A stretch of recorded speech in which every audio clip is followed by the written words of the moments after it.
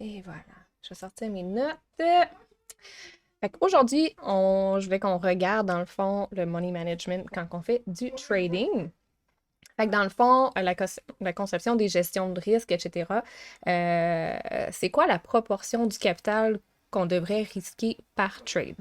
Alors, si, admettons, on se dit, OK, moi, je vais prendre un trade, combien de pourcentage de votre balance est-ce que vous devriez mettre, que vous devriez risquer dans le fond? Souvent, la donnée de base, ça serait de 1 à 2 maximum de votre capital que vous avez. Fait que si, maintenant vous avez un compte de 100 vous devriez ne pas risquer plus que 1%. Alors ça, dans le fond, des fois, c'est pas beaucoup. On se dit c'est 1 c'est sûr que souvent, on ne pourra pas prendre de trade avec un lot de 0,01. Fait qu'on s'entend que des fois, c'est pas faisable de faire des petits risques comme ça. Mais on peut prendre au moins le minimum possible avec un lot de 0,01 qu'on peut risquer. Si on veut risquer 2%, etc. Mais si, mettons, il va avec un lot un petit peu plus élevé, alors, mettons, 500 puis on dit 2%, mais par un trade, on ne devrait pas risquer plus que 10 et peut-être avec un risque ratio de 2 pour 1, alors on risque 10 pour en faire 20. Fait que des fois, ça peut nous aider à déterminer si un trade, c'est vraiment quelque chose qu'on devrait prendre. Est-ce qu'on devrait apprendre, excusez, une mouche. Est-ce qu'on devrait prendre une autre opportunité qui peut-être qui va nous donner un petit peu plus de gains? Fait que ça, des fois, c'est bien de comprendre qu'on ne veut pas risquer 50 pour un trade. En minimisant le pourcentage de risque que vous allez pouvoir faire, bien, vous allez pouvoir réentrer dans le trade ou dans un autre trade à plusieurs reprises sans liquider votre compte. Alors, c'est pour ça que vous devez vous mettre des règles qui sont quand même prédéterminées. Comme ça, vous savez avec quoi vous travaillez. Fait que ça, c'est vraiment en fonction de la taille de votre compte. Fait que ça, c'est la première chose que vous pouvez regarder pour vraiment bien, bien manager vos risques. Fait que ça, dans le fond, nous, ce qu'on recommande souvent, c'est chaque personne peut faire ce qu'ils veulent. Il y a l'effet de levier, etc., qui rentrent en cours, mais quand même. Alors, pour un lot, un compte de 100 on dit de risquer, admettons, un lot de 0,01.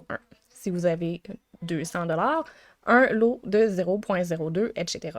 Alors, c'est vraiment d'y aller avec ça. Comme ça vient vraiment pas utiliser trop l'effet de levier, surtout quand vous débutez. Quand vous allez gagner un petit peu plus en apprentissage, vous allez prendre l'expérience, etc. Vous allez connaître les marchés, vous allez pouvoir augmenter votre risque un petit peu plus et vous allez connaître comment que le marché fonctionne et c'est quoi votre risque que vous êtes prêt à prendre. Fait que ça, c'est vraiment comme ça. Nous, comme le robot Vortex, la meilleure qu'on dit, c'est vraiment pas plus que 50% de votre balance. Alors, c'est même la moitié de ce que je vous dis présentement pour vraiment, vraiment capitaliser sur les gains et minimiser vos pertes aussi. Bien sûr, quand on parle du trading, etc., on va voir souvent des fois les gens qui mettent pas de stop loss, etc., qui font du scalping, etc. Ça, c'est des choses que vous pouvez faire quand que vous avez de l'expérience un petit peu plus. C'est sûr qu'en débutant en trading, nous, on va jamais vous recommander de ne pas mettre de stop loss. C'est très facile de liquider un compte très rapidement si vous n'avez pas de stop loss de mise en place. Alors, s'il vous plaît, s'il vous plaît, s'il vous plaît, quand vous commencez, s'il vous plaît, ne faites pas ça.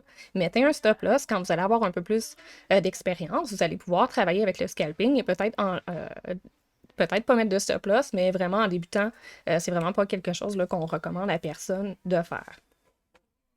Fait que ça serait vraiment pour les stop loss. C'est comme ça que vous pouvez manager votre risque en premier temps. OK? Fait que ça serait, je crois, une des choses les plus importantes à apprendre si vous prenez quelque chose aujourd'hui du live. Ensuite, les autres aspects, si on veut, c'est vraiment les sessions de trading aussi. Alors, comment est-ce que vous pouvez changer votre risque que vous faites, tout dépendamment de la session? Alors, des fois, si c'est une session un petit peu plus volatile, moins volatile, etc., vous pouvez changer votre risque que vous allez prendre. Alors, si, mettons, vous iriez avec un lot de 0,02 dans la session de US, mais là, quand c'est la session d'Asiatique, vous allez couper votre lot en deux. Parce que peut-être la volatilité va être un petit peu moins là, les trades que vous allez prendre, vous êtes moins habitués, etc. Alors, vous pouvez vraiment réduire ou changer votre risque que vous allez prendre. Alors ça, c'est quelque chose, je pense, qui est important aussi. C'est pas parce que vous dites, moi, je prends un lot de 0,05 parce que ma balance est de 500 que vous devez rester avec ça. Fait que ça, c'était une autre des choses aussi que je voulais regarder avec vous. Parce que si, admettons, vous tradez toujours, admettons, je sais pas, dans la session des États-Unis, et puis là, vous décidez de commencer dans la session asiatique, vous n'êtes pas habitué ou autre, des fois, à baisser vos lots, baisser votre risque, c'est correct. T'sais, vous n'êtes pas pris à un certain lot ou à un certain montant. Vous pouvez toujours ajuster ce que vous faites. Vous êtes en contrôle de votre trading. Fait que ça, comme ça. Ensuite, l'utilisation d'un journal de trading. Fait que là, nous, je sais qu'on... Jessie, je sais pas là, si tu peux m'éclairer sur celui-ci, le journal de trading. Est-ce que ça, c'est toujours good à utiliser? On a toujours un, c'est juste qu'il y a beaucoup de gens qui ont de la difficulté à l'activer. OK. Qu'à un moment donné, je vais refaire un live sur le journal de trading, mais on a toujours un de disponible. OK, parfait, super.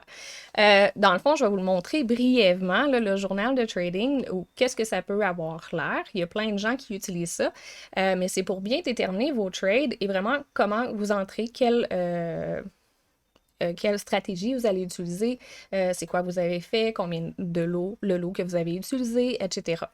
Alors, ici, ça, c'est le journal de trading qu'on a. On va le mettre à jour sous peu, mais des fois, c'est quelque chose qui est intéressant. Vous allez pouvoir regarder euh, c'est quelle stratégie. Est-ce que vous avez utilisé une stratégie de scalping aujourd'hui? Est-ce que vous avez utilisé une stratégie de les fractales ou whatever? N'importe quoi que vous avez utilisé, vous allez pouvoir vraiment documenter ce que vous faites. Et en faisant ça, vous allez pouvoir déterminer qu'est-ce qui est bien pour vous, qu'est-ce qui fonctionne pour vous, qu'est-ce qui fonctionne pour moi, ma stratégie, ça se peut que ça fonctionne pas pour vous. Fait qu'on est tous différents. Il y a certaines stratégies qui vont vraiment fonctionner mieux pour une personne ou l'autre. Par contre, en faisant ça, même si vous n'avez pas là, un journal de trading là, super fancy ou rien d'autre, vous pouvez avoir juste un calendrier ou juste un calepin et vous marquez c'est quoi que vous avez fait, les trades que vous avez fait, est-ce que vous avez gagné, combien vous avez risqué, où est-ce que vous avez mis votre stop loss, où est-ce que vous avez mis votre take profit, etc. Comme ça peut vous aider à vraiment documenter ce que vous faites et puis de vous regarder en arrière par la suite et puis de faire des backtests et faire, OK, je suis rentrée à ce moment-là, etc. Le marché a été d'une certaine façon. Est-ce que c'était vraiment le temps de rentrer dans le trade?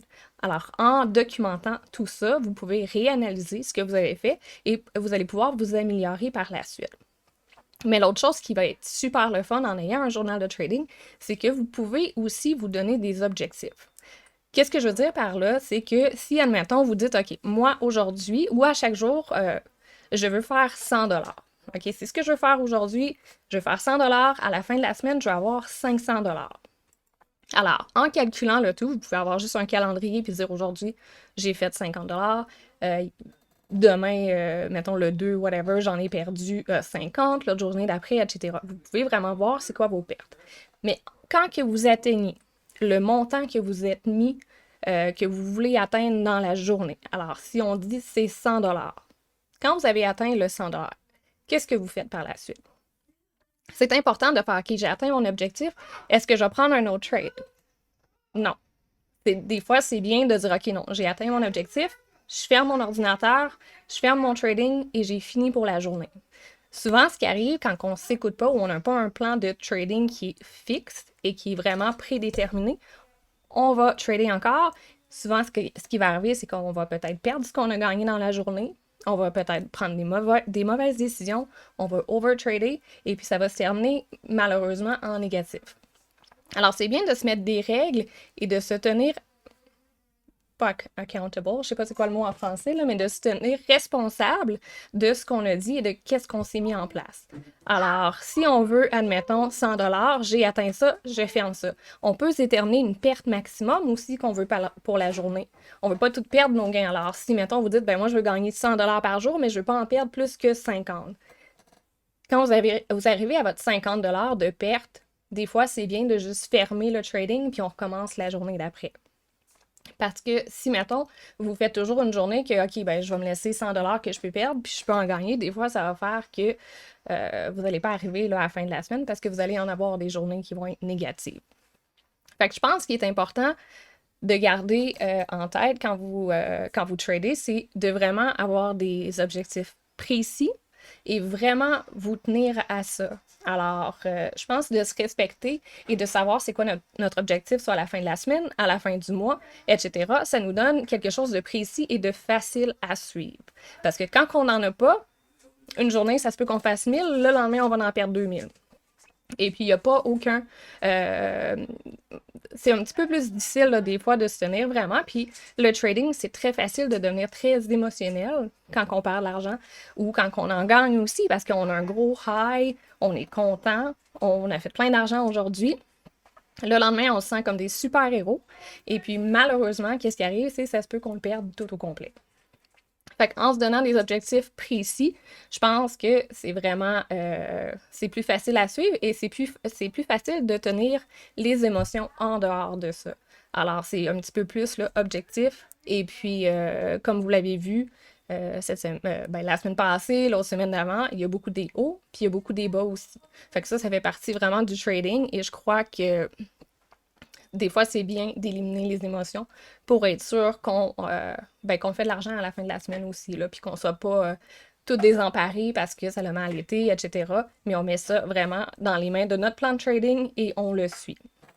Fait que ça, c'est un petit peu ce que je voulais voir là aujourd'hui, de vous setter des objectifs. Si vous avez de la misère à vous en setter ou autre, vous pouvez venir nous parler ou on peut en parler sur le groupe. Qu'est-ce que vous voulez atteindre? C'est quoi votre but en fin de journée? Est-ce que, est-ce que vous voulez remplacer votre salaire? Est-ce que vous voulez juste ramasser un petit peu de l'argent de côté pour des cadeaux de Noël ou autre? Fait que, tu sais, dans le fond, je pense que des fois, c'est bon. Je sais pas s'il y en a ici. C'est quoi vos objectifs de trading? Vous pouvez l'écrire dans le chat. OK, parfait, super. Fait que Pascal, 300 $ par jour. Fait que, tu sais, tout dépendamment de chaque personne, on va tous avoir des objectifs qui vont être différents. Fait que, tu sais, comme, admettons, il y en a ils travaillent aussi dans la journée, fait que c'est plus difficile un petit peu de pouvoir trader là, et de remplacer notre salaire, on s'entend. Alors, des fois, c'est bon d'avoir un objectif très, très précis. Me faire le plus d'argent pendant mon 14 jours off. Mais ça, c'est super, Charles, t'es chanceux, t'as 14 jours pour pouvoir trader. Fait que la moitié du mois, dans le fond. Fait que toi, est-ce que c'est quelque chose que, je sais que Pascal veut faire un salaire avec ça. Charles, toi, est-ce que c'est de faire le plus d'argent pendant ton 14 jours et de continuer à travailler ou ton plan serait de un jour ne plus travailler?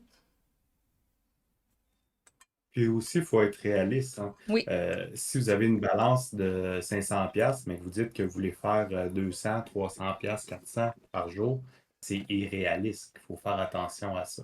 oui, exactement. Parce qu'on part tout avec une balance, alors faut vraiment savoir que quelqu'un qui commence avec 100 ça va prendre du temps à avoir le capital pour rentabiliser un salaire ou autre par la suite. Ça se fait des petits coussins au fur et à mesure. C'est bien quand vous laissez votre argent aussi dans votre compte pour pouvoir optimiser cet argent-là que vous laissez là. Alors par la suite, vous la faites grossir, vous avez plus de capital pour pouvoir trader et puis ça l'augmente là, au fil du temps. Un jour, Pascal, ça va venir, ça va venir.